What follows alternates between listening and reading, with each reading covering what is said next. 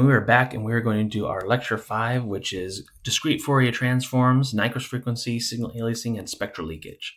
So we've dealt with, and you're experts at now, doing continuous Fourier transforms, or CFT, where we take a known function, continuous function y of t, and we can apply and do a Fourier transform. We can figure out and look at a frequency spectrum in order to see what's the dominant frequency, what's the maximum frequency. If we need to approximate the signal and do basically a Fourier series on top of that as well, in order to basically approximate the signal as basically a summation as well.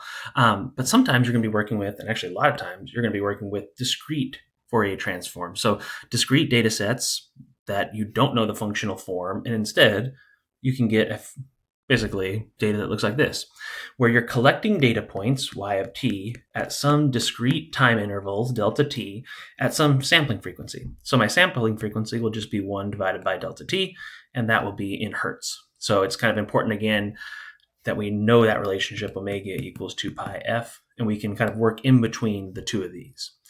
So let's see how we can kind of work and think about some of the definitions we made last time, specifically a period of our signal. In a discrete Fourier transform, the period t is just going to be number of data points times delta t, and that is going to give that period. You can also rewrite it in terms of these functions as well. So you want to be able to work back and forth and to kind of keep this working knowledge. But remember, we define typically the sampling frequency in a discrete Fourier transform. It's really, really critical, and your selection of f of s and your period is going to be essential, and thus your delta, your n as well.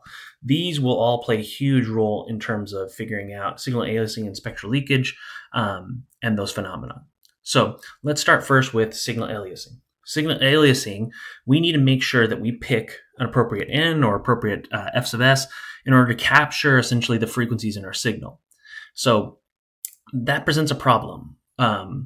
How do we know what do we choose for our f sub s? Hopefully we know something about the signal we're trying to capture so that we can understand what frequencies we want to hit.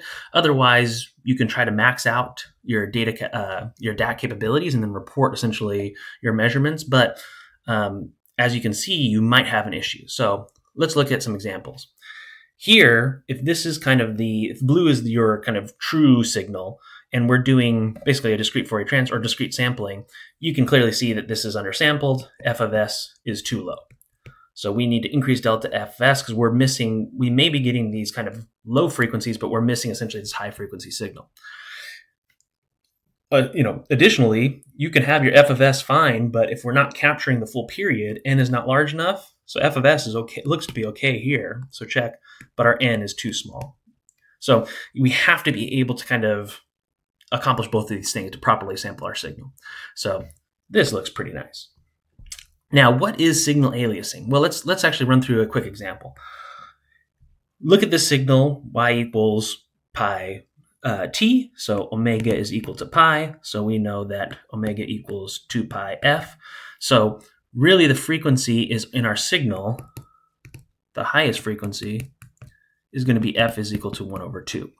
So that will be the highest frequency essentially in that signal, a half a hertz. So let's say we sample at our sampling frequency is equal to f of my signal. We can see here the apparent frequency would just be 0. That's not good. So we need to increase essentially that sampling rate. So what if we go to here? If we increase it, here we go, to 0.75, if we actually calculate it, the parent frequency of the signal is still 0.25, doesn't match. Even when we set the sampling frequency equal to twice that signal frequency, you can still get this 0 frequency. Now this is, if we phase shifted it, we'd actually hit it perfectly. And then if we actually go greater than, so fs is greater than 2 of our signal, now we properly analyzed our signal. So this is the concept of signal aliasing. You see how dangerous it is because depending on your sampling frequency that you choose in your n, you could actually measure something or think that there's a frequency in your signal that doesn't actually exist. And so that's incredibly dangerous when you think about, designing bridges or looking at, in a car suspension system, if there's frequencies that are being, amplified or missed, that we're not essentially capturing, that can be very bad. So next time, we're going to go and actually see how we're going to actually calculate a discrete Fourier transform to get our frequency spectrum. And then we're going to actually see this idea of spectral leakage. So see you in the next video. Thanks. Bye.